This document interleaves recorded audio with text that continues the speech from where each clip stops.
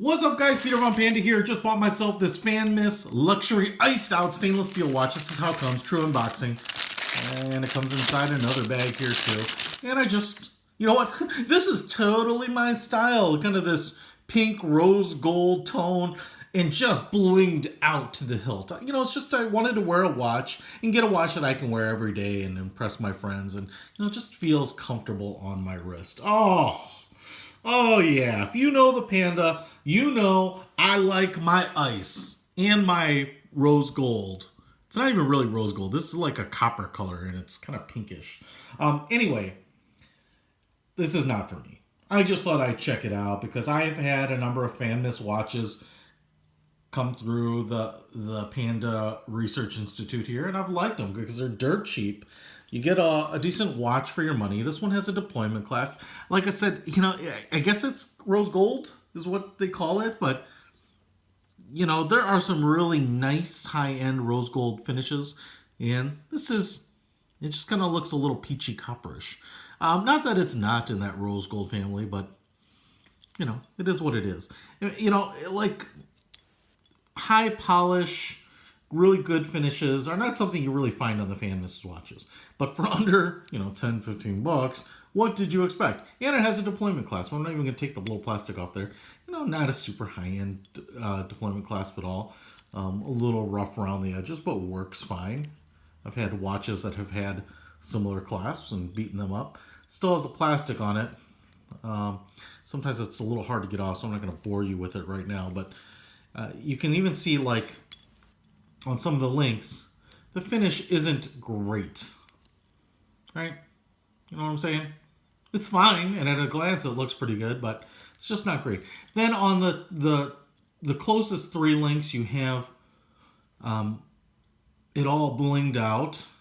Again, the finish on the metal around the diamonds or diamonds, and I'm not even going to say that those are. I think these are straight up glass. You know, isn't phenomenal, but looks okay. And they put those diamonds all the way around on the bezel here. There are little pips kind of between them to add a little more texture. And I'm not, you know, I'm not offended by the looks. It's not bad. Having some trouble getting this front cover plastic off. You know, the thickness is only 11 millimeters, so it's not a super thick watch. Slight curve to the crystal, not really overly dramatic. As you can see there, kind of polished sides of the case. A little bit of waviness in the case finish, as you might expect in this.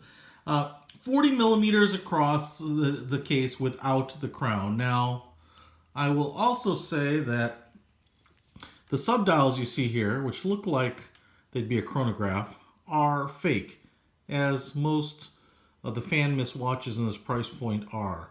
They are sunk there. They have kind of a nice, you know, kind of floating dial piece that borders everything, kind of like that bicycle chain link. So it's cool. It says Geneva across the top.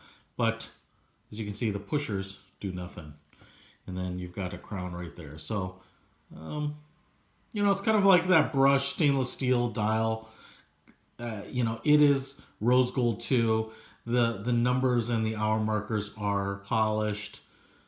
The hands are, you know, broad, kind of narrow triangles, and they're just a polished rose gold as well. Got my fingerprints on the back there. Just a plain stainless steel mirrored back, pressing back there. You lift off. You can kind of see what I'm talking about in the terms of the finish. On the back of the lugs right here, you know, it's just a little rough. Tooling marks? Yes. Where it gets sanded. And, you know, it's all together, but it's not nearly as, you know, tight or with high tolerances as high-end watches. You wouldn't expect it to be. You wouldn't expect it to be. And a date window right there as well at the kind of the 430.